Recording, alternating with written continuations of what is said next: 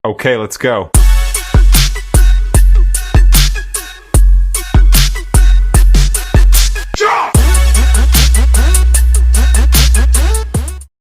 Oke, Assalamualaikum warahmatullahi wabarakatuh.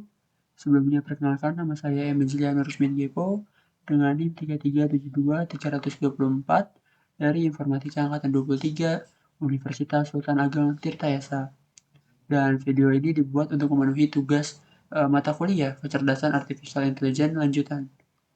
Dan di video ini saya akan sedikit menjelaskan bagaimana kita bisa membuat model CNN menggunakan library TensorFlow dan Keras untuk mengenali gambar batu, gunting, dan kertas.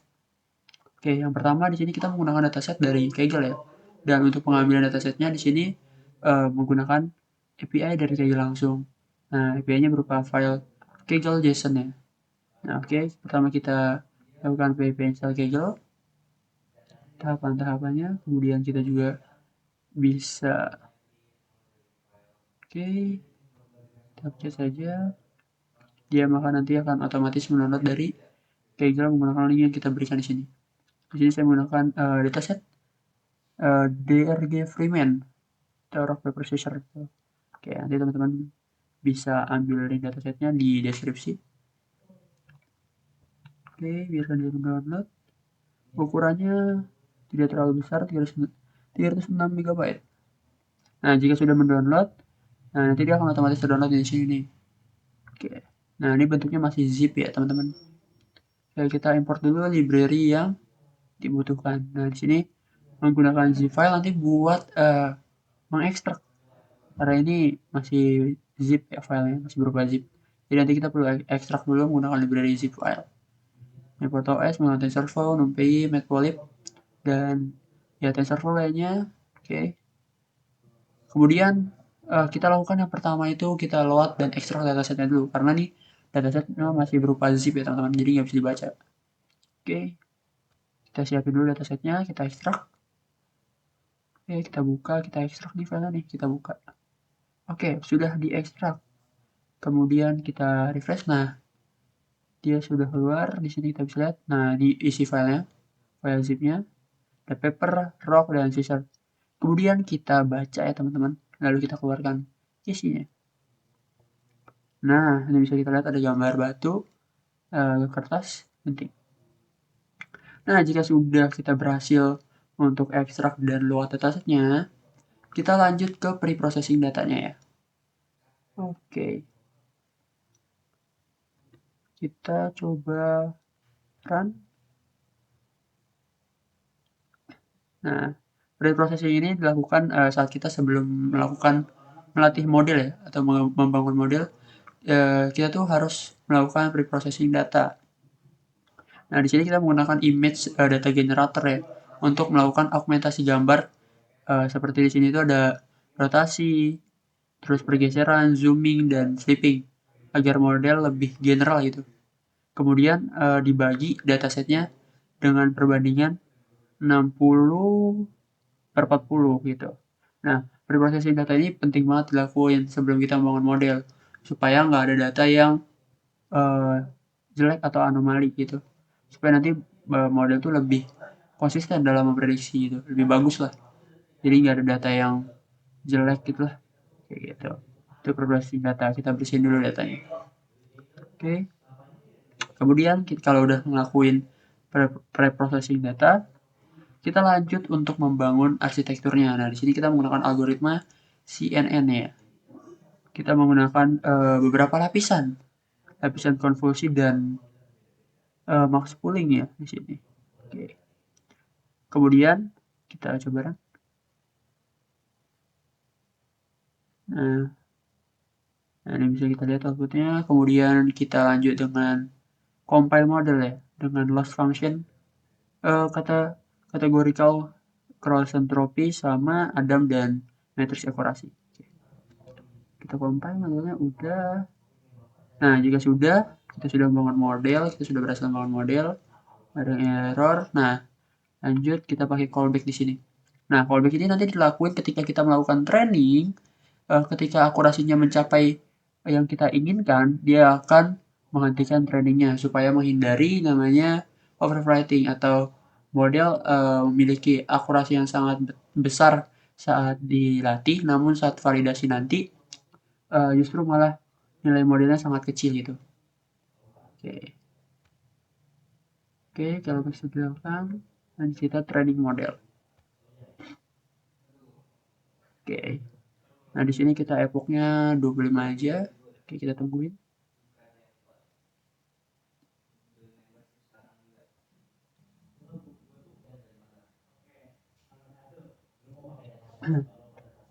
Ya oke, di sini model sudah berhasil training teman-teman.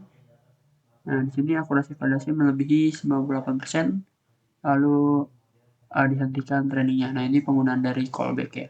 Ketika akurasi telah mencapai yang kita inginkan, dia akan melakukan stopping gitu, melakukan stop training gitu. Nah di sini kita menggunakan convolutional neural network ya modelnya ya. Algoritmanya kita gunakan CNN. Nah, CNN ini salah satu jenis deep learning ya teman-teman, yang populer untuk memodelkan klasifikasi gambar. Dan CNN ini sangat efektif loh dalam mengenali objek pada gambar. Karena model ini tuh dapat mempelajari fitur-fitur dari data gambar. Oke. Nah, kemudian di sini model tuh dilatih ya untuk memprediksi gambar-gambar nanti tuh di sini tuh ada kertas gunting batu gitu dari dataset yang kita download gitu. Oke, kemudian setelah kita melakukan training, kita cek nih modelnya berapa akurasinya, apakah memuaskan.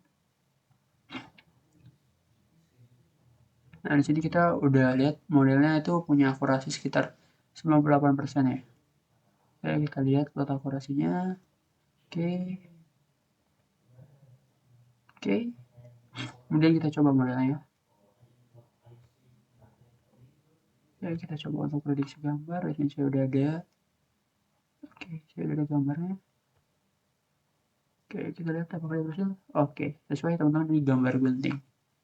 Oke, ya, begitu saja untuk yang CNN. Oke, kita lanjut untuk membahas LSTM.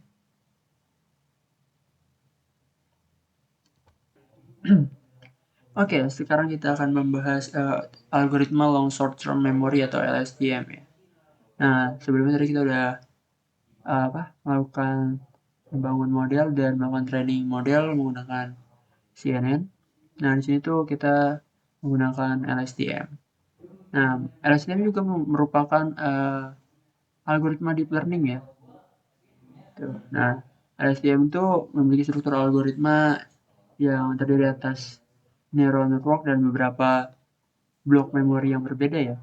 Dan blok memori ini tuh disebut sebagai sel ya teman-teman. Kita bisa lihat. Oke, kita coba lakukan hal yang sama seperti yang tadi. Kita ambil datasetnya dulu. Nah, di sini kita melakukan dataset dari Kaggle ya tentang SMS spam collection. Dataset di sini kita melakukan prediksi di mana itu pesan itu merupakan ham atau spam gitu. Oke, kita ambil dulu datasetnya, kita download. Oke, kita download di sini. Nah, di sini saya udah download. Kemudian kita masukkan datanya ke sini.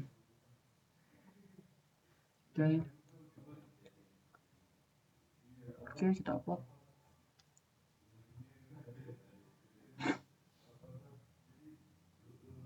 Nah, di sini udah ke download ya teman-teman. Nah, kemudian kita lakukan hal yang sama seperti pada model sebelumnya. Kita import library dulu. Nah, di sini kita nggak usah pakai API dari Kaggle ya. Kita langsung aja masukin datasetnya ke sini. Oke. Kita import library yang kita butuhkan dulu teman-teman. Di sini kita pakai TensorFlow lagi dan scikit-learn. Oke, udah berhasil dijalankan. Kemudian kita load datasetnya. Kita baca dataset dan di sini tuh kita bisa lihat kita hanya mengambil kolom label sama teks doang. Di sini tuh V1 itu sebagai label spam ya atau ham ya. Kita bisa lihat di sini. Kemudian V2 ini fiturnya yaitu adalah teks ini. Jadi kita hanya mengambil dua fitur ini untuk melakukan prediksi. Jadi nanti label ini kita gunakan untuk memprediksi bahwa apakah teks pesan ini tuh ham, masuk ke ham atau spam gitu. Oke, kemudian kita lakukan pre-processing data. Setelah dataset dimuat, kita mulai tahap pre-processing ya. Kita akan melakukan tokenisasi teks, di mana kita akan mengubahnya menjadi urutan angka, serta kita juga melakukan sedikit padding ya. Kita melakukan padding agar setiap input memiliki panjang yang sama gitu. Oke, kita langsung saja. Nah, untuk tokenisasi kita menggunakan tokenizer ya, untuk mengubah teks menjadi angka ya. Di sini kita membatasi jumlah kata unik menjadi 5000 agar model tidak terlalu kompleks ya di sini. Kita lihat. Terus paddingnya data page sequence nih. Nah, agar semua input memiliki panjang yang sama, kita menggunakan page sequence dengan panjang maksimum 100 kata. Dan juga kita lakukan encoding, label encoding ya. Kita ubah nih supaya jadi format numerik gitu loh. Nah, di sini kita ubah. Jadi jadi misalkan kalau pesannya spam gitu, label spam, kita masukin nilai 1 dan untuk ham kita masukin 0 ya.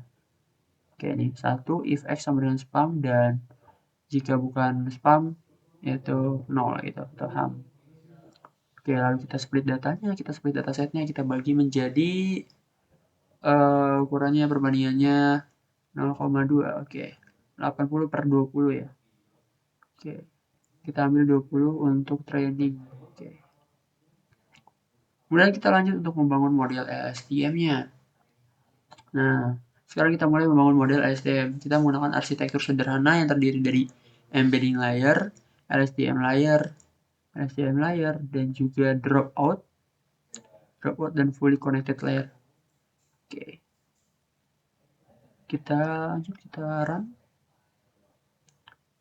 Oke, sudah. Kemudian di sini tuh embedding layer tuh digunakan untuk mengubah kata-kata menjadi vektor numerik ya, yang berdimensi 64. Oke. Kemudian LSTM layer. Nah, di sini tuh dia bakal memproses data teks dalam bentuk urutan. Dan juga untuk dropout-nya itu mencegah overfitting agar mengabaikan sebagian neuron secara acak. Dan dense layer ini ini tadi dropout nih. Dan dense layer ini kita gunakan activation sigmoid ya untuk menghasilkan output di antara 1 dan 0 sebagai ham atau spam nantinya. Nah, jika sudah membangun model ya, kita lanjut untuk melakukan training model. Nah, ini ringkasan tadi tuh, ini ringkasan dari model yang kita bikin, kemudian kita bisa lakukan training model. Nah, tadi udah kita bagi datasetnya jadi 80 per 20 ya untuk training model. Untuk training dan evaluasi kita bagi 80 per 20.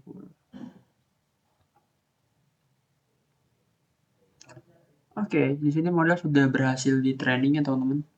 Dan kenapa saya nggak gunain callback di sini seperti yang sebelumnya? Karena di sini datasetnya tidak terlalu banyak ya teman-teman. Oke. Lalu kita lakukan evaluasi model. Di sini juga kita lihat epochnya 9-5, tapi akurasinya sudah mencapai 98%. Nah, ini model sudah berhasil dievaluasi, dia memiliki akurasi validation akurasi 98%. Oke, kita lakukan uji coba model dengan teksnya sini saya kasih. Oke, kita coba cek. Kita prediksi dan benar ya, ham dan spam. Oke, jadi itulah cara kita membangun model LSTM untuk mendeteksi pesan spam atau ham itu. Nah, kita sudah melalui proses pre-processing data, membangun model, training hingga pengujian. Nah, kemudian apa sih sebenarnya yang membedakan antara LSTM dan juga CNN? Padahal mereka sama-sama algoritma dari deep learning gitu.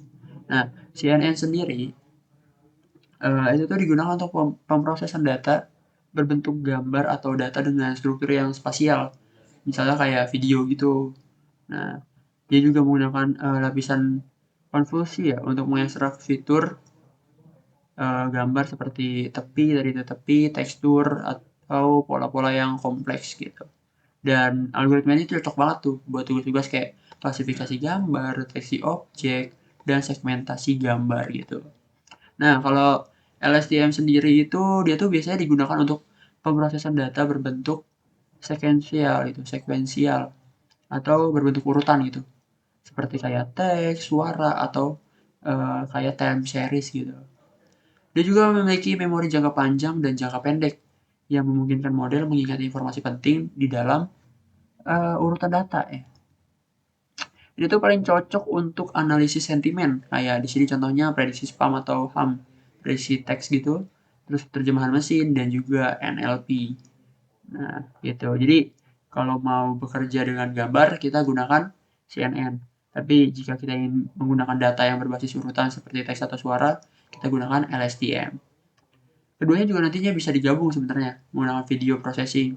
Misalnya dalam video processing ya, di mana nanti CNN itu bakal menangani frame gambar dan LSTM akan menganalisis urutan frame tersebut gitu. Itu contohnya penggunaan gabungan dari LSTM dan CNN. Bisa digabung lah mereka gitu.